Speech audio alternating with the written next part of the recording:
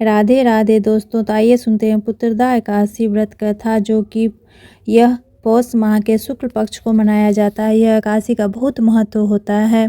यह कथा और सुनने से सभी का कल्याण होता है। तो आइए सुनते हैं पुत्रदा एकादशी व्रत कथा। श्री कृष्ण के चरणों में अर्जुन ने प्रणाम कर श्रद्धापूर्वक प्रार्थना की, हे मधुसूदन, अब आप पौष माह के शुक्ल पक्ष की एकादशी के महात्म्य को बताने की कृपा करें। इस एकादशी का क्या नाम है, इसका क्या विधान है, इस दिन किस देवता का पूजन किया जाता है? कृपा कर मेरे इस सभी प्रश्नों का विस्तार सहित उत्तर दीजिए। अर्जुन के प्रश्न पर श्री कृष्ण ने कहा, हे अर्जुन, पौष मास की शुक्ल पक्ष की एकादशी का नाम पुत्रदा है।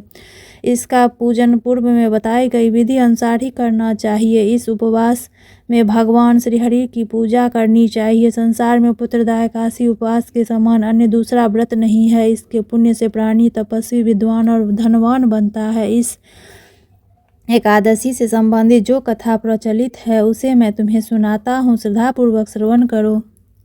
प्राचीन समय में भद्रावती नगरी में सुकेतुमान नाम का एक राजा राज्य करता था। उसके कोई संतान नहीं थी। उसकी पत्नी का नाम सौभ्या था। उस पुत्रहीन राजा के मन में इस बात की बड़ी चिंता थी कि उसके बाद उसे और उसके पूर्वजों को कौन पिंडदान देगा।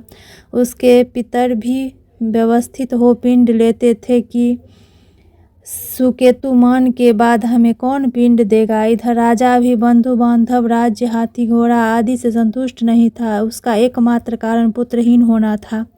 बिना पुत्र के पितरों और देवताओं से उड़ीन नहीं हो सकते। इस तरह राजा रात दिन इसी चिंता में घुला करता था। इस चिंता के कारण एक दिन वह इतना दुखी हो गया कि उसके मन में अपने शरीर को त्याग देने की इच्छा उत्पन्न हो गई। किंतु वह सोचने अपने आप को घात पहुंचाना तो महापाप है, अतः उसने इस विचार को मन से निकाल दिया। एक दिन इन्हीं विचारों में डूबा हुआ वह घोड़े पर सवार होकर वन को चल दिया। घोड़े पर सवार राजा वन पक्षियों और वृक्षों को देखने लगा।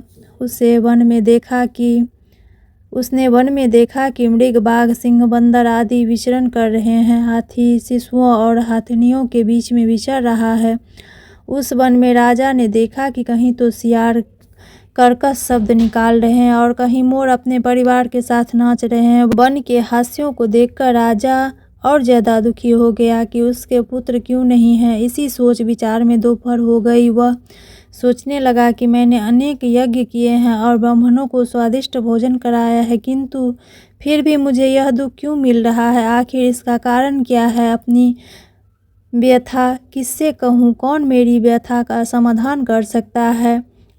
अपने विचारों में खोए राजा को प्यास लगी। वह पानी की तलाश में आगे बढ़ा। कुछ दूर जाने पर उसे एक सरोवर मिला। उस सरोवर में कमल पुष्प खिले थे।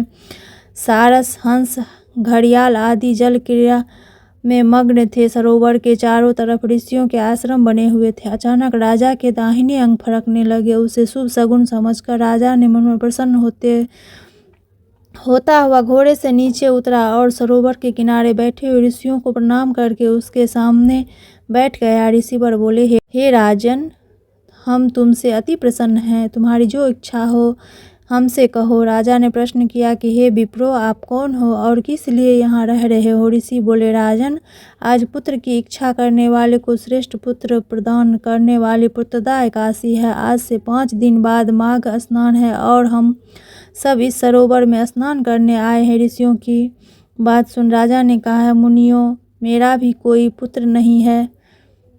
ऋषियों की बात सुन राजा ने कहा, हे मुनियों, मेरा भी कोई पुत्र नहीं है। यदि आप मुझ पर प्रसन्न है तो कृपा कर मुझे एक पुत्र का वरदान दीजिए। ऋषि बोले, हे राजन, आज पुत्रदा एकादशी है। आप इसका उपवास करो। भगवान श्रीहरि की अनुकंपा से आपके घर अवश्य ही पुत्र होगा। राजा ने मुनि के वचनों के अनुसार उस दिन उपवास किया और द्वादशी को व्रत का पालन किया। ऋषियों को प्रणाम करके वापस अपनी नगरी आ गया। भगवान श्रीहरि की कृपा से कुछ दिन बाद ही रानी ने गर्भ धारण किया और 9 माह के पश्चात उसके एक तेजस्वी पुत्र उत्पन्न हुआ। यह राजकुमार बड़ा होने पर अत्यंत वीर, धनवान, तेजस्वी और प्रजापालक बना। श्री कृष्ण ने कहा, हे पांडव नंदन, पुत्र की प्राप्ति के लिए पुत्रदा एकादशी का उपवास करना चाहिए।